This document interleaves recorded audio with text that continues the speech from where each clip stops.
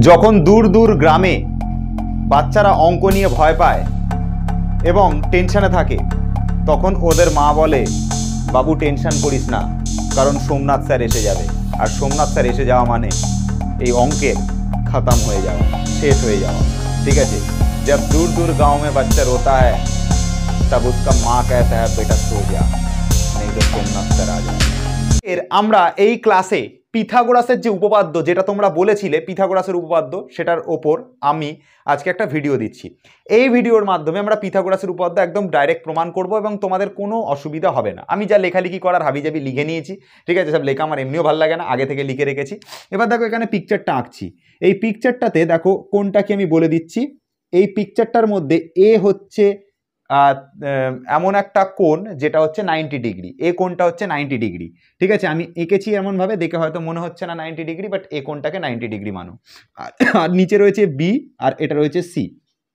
তোমরা জানো যেটা সমকোণী ত্রিভুজ হয়, সেই সমকোণী ত্রিভুজের যেটা সমকোণ হয় তার বিপরীত বাহুটা অতিভুজ হয়। মনে করো, ধরো এই জায়গাটাতে আমাদের হচ্ছে এটা সমকোণ 90 ডিগ্রি, তাহলে এর বিপরীত যে বাহুটা এটা অলওয়েজ অতিভুজ হবে, এটা অলওয়েজ অতিভুজ হবে, এটা কনফার্ম।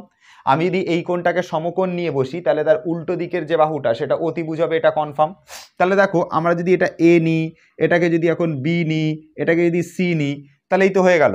তাহলে এ কোণটা যদি সমকোণ হয় তাহলে তার উল্টো দিকের বাহুটা অতিভুজ হবে, তাহলে এই কোণটা সমকোণ মানে এই যে বিসি বাহুটা এটা কনফার্ম অতিভুজ হবে। আচ্ছা, এবার দেখো তোমাকে সবার আগে পিথাগোরাসের উপপাদ্য যদি পড়ো, তাহলে সবার আগে তোমাকে এই বিবৃতিটা যেটা লিখেছি সেটা তোমাকে মুখস্থ রাখতে হবে। আমার মতন বলতে হবে, যে কোনো সমকোণী ত্রিভুজের অতিভুজের উপর অঙ্কিত বর্গক্ষেত্রের ক্ষেত্রফল অপর দুই বাহুর উপর অঙ্কিত বর্গক্ষেত্রের ক্ষেত্রফলের সমষ্টি সমান। স্যার কি বললেন বুঝলাম না, আরেকবার আস্তে আস্তে। যে কোনো সমকোণী ত্রিভুজের অতিভুজের ওপর অঙ্কিত বর্গক্ষেত্রের ক্ষেত্রফল অপর দুই বাহুর ওপর অঙ্কিত বর্গক্ষেত্রের ক্ষেত্রফলের সমষ্টির সমান। এইভাবে তোমরা এই উপপাদ্যের বিবৃতিটাকে মনে রাখতে হবে। এটার জন্য 2 মার্কস থাকবে, আর বাকি যে পুরো প্রমাণটা রয়েছে এর জন্য 3 মার্কস থাকবে। পরীক্ষাতে অনেক সময় পিথাগোরাসের উপপাদ্যটি বিবৃত করো এবং প্রমাণ করতে দেয়।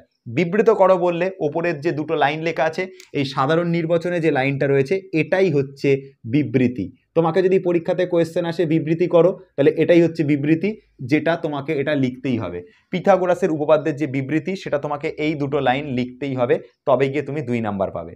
তারপরে এই প্রমাণটা দেখানোর জন্য আরো 3 নাম্বার পাবে। এবার দেখো এই প্রমাণের এই যে বিবৃতিটা, এটা মুখস্থ করতে কালঘাম ছুটে যায়, মুখস্থ তো হয় না। আমি একটা টেকনিক বলছি, এটার মাধ্যমে মুখস্থ রাখবে। বলবে যে কোনো সমকোণী ত্রিভুজের, এটা সমকোণী ত্রিভুজ, যে কোনো সমকোণী ত্রিভুজের অতিভুজ এর ওপর অঙ্কিত বর্গক্ষেত্র, এই যে বর্গক্ষেত্র, এটা বর্গক্ষেত্র মনে করো। যে কোনো সমকোণী ত্রিভুজের অতিভুজের ওপর অঙ্কিত বর্গক্ষেত্র মনে করো, এটা বর্গক্ষেত্র। কার ওপর এঁকেছি? অতিভুজের ওপর এঁকেছি। অতিভুজের ওপর অঙ্কিত বর্গক্ষেত্র, এর যা এরিয়া পাবো, এর যা ক্ষেত্রফল পাবো, অতিভুজের ওপর যা ক্ষেত্রফল পাবো, এই অতিভুজ রয়েছে, অতিভুজের ওপর যা ক্ষেত্রফল পাবো বর্গক্ষেত্রের, সেই ক্ষেত্রফলটা অপর যে দুটো বাহু রইল, এই বাহুটার ওপর যদি বর্গক্ষেত্র আঁকতাম এর ক্ষেত্রফল, এবং এই বাহুটার ওপর যে বর্গক্ষেত্র আঁকতাম এর ক্ষেত্রফল, এর আর এর সমষ্টির, এর আর এর প্লাসের, এর আর এর প্লাসের সমষ্টির সমান।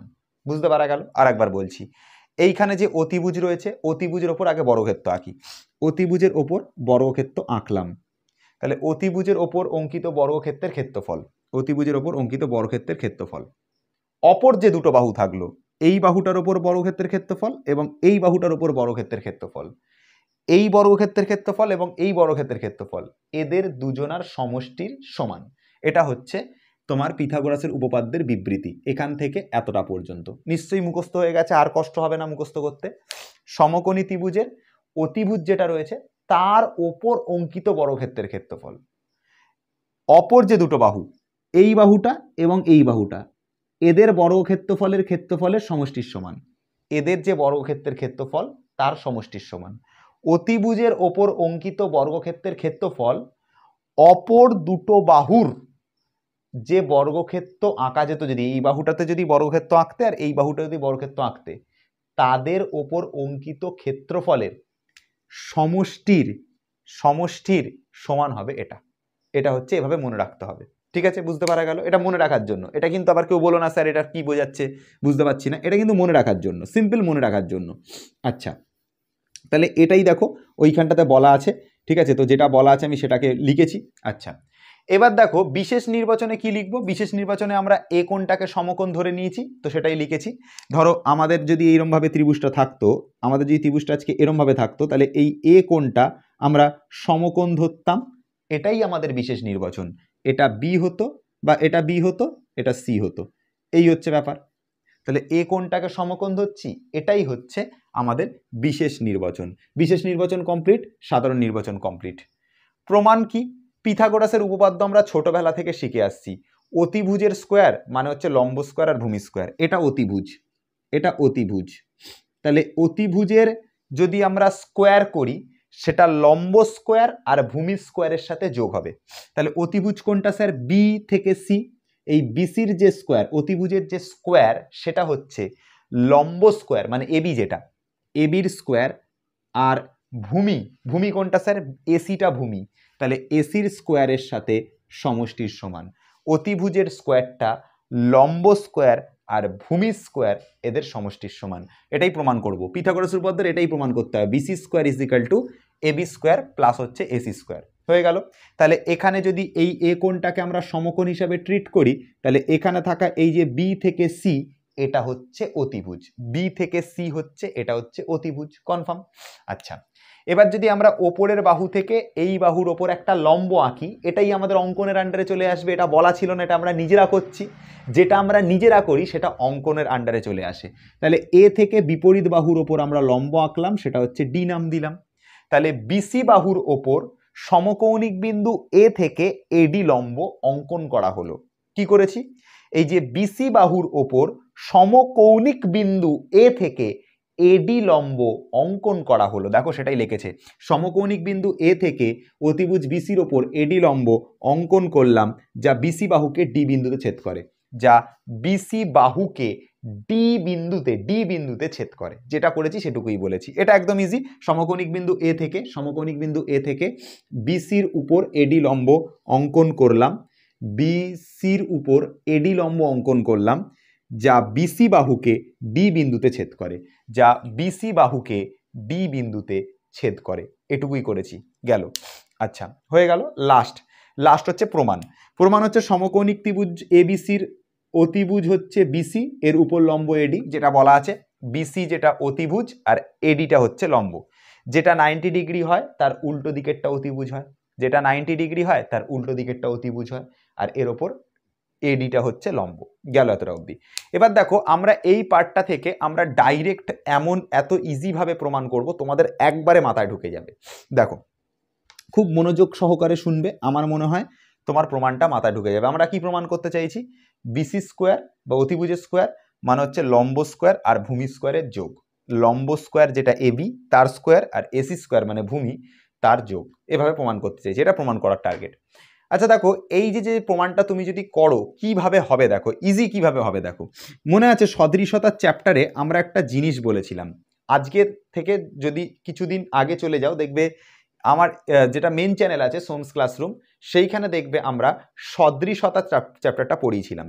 এবং সেই সদৃশতা চ্যাপ্টারে আমি একটা জিনিস বলেছিলাম। কি বলেছিলাম আমি তোমাদেরকে বলছি, প্রমাণের মধ্যে সেই প্রমাণটা করব। কি বলেছিলাম বলছি, ধরো তুমি কখনো এই বাহুটার স্কোয়ার নিলে, তাহলে সেটা সব সময় এই দিকের পার্ট ইনটু বি থেকে সি পর্যন্ত টোটাল বাহুর গুণ হবে। কি বললাম? এই বাহুটার যদি স্কোয়ার নাও, তাহলে এদিকের এইটুকু পার্ট থাকবে, এদিকের বাহু নিচ্ছ তাহলে এদিকের টুকরোটা নেবে, আর তার সাথে টোটাল বাহুটার গুণ থাকবে সদৃশ হলে। কোন কোন ত্রিভুজ সদৃশ হলে? এ বি ডি আর এ ডি সি সদৃশ ত্রিভুজ হলে। ত্রিভুজ এ বি ডি ও ত্রিভুজ এ ডি সি সদৃশ তাই, এডিসি সদৃশ তাই, ঠিক আছে, এডিসি সদৃশ তাই, এ বি ডি আর এডিসি সদৃশ। তাই জন্য আমরা কি বলতে পারি, আমরা যদি অতিভুজের স্কোয়ার করি, এটার যদি স্কোয়ার করি, তাহলে এই দিকের বাহুটা নিচ্ছি, তাহলে এদিকের টুকরোটা নেব, আর এখান থেকে এটার গুণ নেব। আমি আবারও বলছি, এ বির যদি আমরা স্কোয়ার করি, এটার যদি আমরা স্কোয়ার করি, তাহলে এটুকু টুকরো আর টোটাল টুকরোর গুণ হবে, মানে বিডি আর তার সাথে বি থেকে সি টোটালটার গুণ হবে, বিডি আর বি থেকে সি টোটালটার গুণ হবে। যদি এদিকের টুকরোটা নাও, এদিকের বাহুটা নিলে এদিকের টুকরো আর এখান থেকে এটার গুণ হবে, গেল, এটা গেল 1 নাম্বার। আচ্ছা 2 নাম্বার দেখো, এর পরের বার আমি এই দিকের বাহুটা নেব, এদিকের বাহুটা এ থেকে সি নেব। এবার এদিকের বাহু নিয়েছো মানে এই দিকের টুকরো আর এখান থেকে এটার গুণ হবে, মানে এর পরের বার তুমি এসির স্কোয়ার নিয়েছো মানে কি হবে, এসির স্কোয়ার নিয়েছো, এদিকের বাহুটার স্কোয়ার নিয়েছো, তাই জন্য সিডির সাথে এদিকের বাহু নিলে এদিকের টুকরো নেবে, এদিকের বাহু নিলে এই দিকের টুকরো নেবে। তুমি এদিকের যখন বাহু নিয়েছিলে এই টুকরো নিয়েছিলে, এখন আমি এদিকের বাহু নিচ্ছি তাহলে এদিকের টুকরো নেব, এটা হচ্ছে ব্যাপার। তাহলে AC square is equal two CD, AC square is equal two CD into টোটালটা নিতেই হবে, সেটা হচ্ছে বিসি, এটা হচ্ছে 2 নাম্বার। সিডি ইন্টু টোটালটা নিতেই হবে, নিলাম, এটা হচ্ছে 2 নাম্বার। সিম্পল, কিচ্ছু করবার দরকার নেই, 1 আর 2 যোগ করে দাও।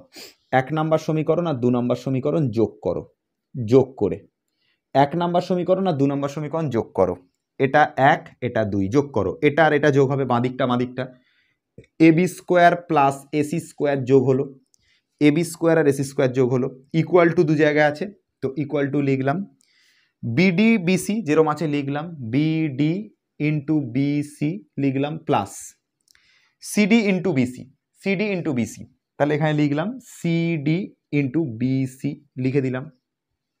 কি কমন যাচ্ছে, বিসি আর বিসি দুটোর মধ্যেই আছে, কমন নিয়ে নিচ্ছি, এটা আছে AB square plus AC square is equal to BC, আর বিসি দুটোর মধ্যে আছে, বিসিকে কমন নিচ্ছি, বিডি প্লাস সিডি থাকবে, বিডি প্লাস সিডি থাকবে, এটা থাকবে, বিডি প্লাস সিডি থাকছে। স্যার বিডি কোনটা, এখান থেকে স্টার্ট করে এতটুকু বিডি আর এখান থেকে স্টার্ট করে এতটুকু সিডি, দেখে নাও, এটা বিডি আর এটা সিডি, এটাই থাকছে, এখান থেকে এটা বিডি, এখান থেকে এটা সিডি, এটাই থাকছে। তো স্যার এইটুকু পার্ট আর এইটুকু পার্টকে যোগ করলে দেখো বি থেকে সি পর্যন্ত টোটালটাই চলে আসে, দেখো এটুকু আর এটুকুকে যোগ করলে বি থেকে সি টোটালটাই চলে আসে। তো এই টোটালটার জায়গাতে বিডি আর সিডিকে যোগ করে এই টোটাল বিসিটাকে, বিডি আর সিডিকে যোগ করে এই টোটাল বিসিটাকে এইখানটাতে বসিয়ে দেবো, তাহলে AB square plus AC square is equal to BC তো ছিলই, এই টোটালটার জায়গাতেই বিডি আর সিডির যোগের জায়গাতে এখান থেকে টোটালটাকে যোগ করে একেবারে বিসি বসিয়ে দেবো, দুটো বিসিকে গুণ করলে বিসি স্কোয়ার এসে যাবে, তার মানে AB square plus AC square এটা ইজ ইকাল টু দুটো বিসির গুণ মানে বিসি স্কোয়ার, এইটা প্রমাণিত, এটা প্রমাণিত, শেষ, অঙ্ক শেষ হয়ে গেল। তার মানে আমাদের যেটা প্রমাণ করতে দিয়েছিল যে BC square is equal to AB square plus AC square, BC square is equal to AB square plus AC square, সেটা প্রমাণ হয়ে গেল। ঠিক আছে, এটাই ছিল পিথাগোরাসের উপপাদ্য, আর কিচ্ছু নেই, একদম ইজিয়েস্ট ওয়েতে তোমাদেরকে প্রমাণ করে দেখালাম। তো তোমাদের মধ্যে অনেকে আবার বলেছো এই টপিকের ওপর শর্ট কোয়েশ্চেনগুলো করিয়ে দিতে, এই টপিকের ওপর আমি যেভাবে শর্ট প্রশ্ন করাবো আমার মনে হয় একটা প্রশ্ন তোমাদেরকে আটকাবে না, যেভাবে পড়ানো হবে জাস্ট ফলো করবে, এখানে যা টোটাল জিনিসটা আমি লিখিয়েছি টোটাল জিনিসটাকে লিখবে, ঠিক আছে।